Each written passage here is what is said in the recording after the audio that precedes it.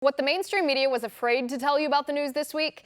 This week, while the mainstream media obsessed over demonizing Christopher Columbus, here are the things that happened that really matter. A judge in the UK ruled that a mentally disabled woman must be forced to undergo an abortion.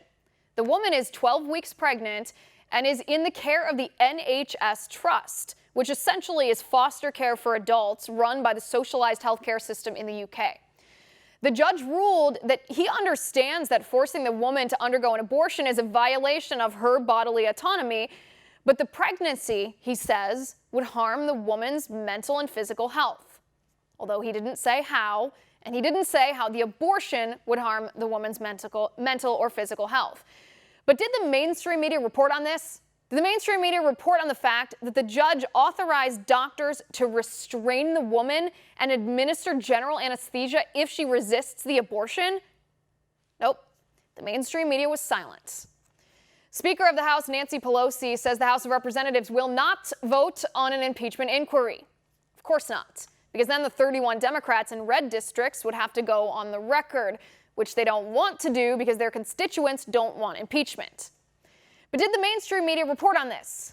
Barely. They barely mentioned that there's no formal impeachment inquiry without a vote, and Pelosi refuses to call a vote in the House.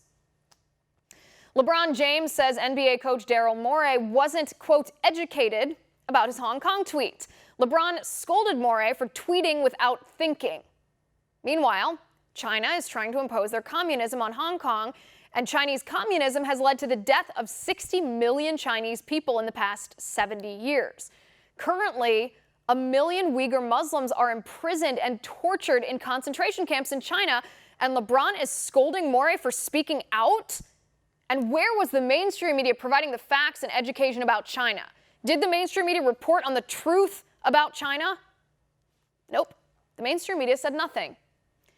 CNN was caught on undercover camera admitting their bias and revealing they had a pre-planned favorite, Elizabeth Warren, for the Democratic debate.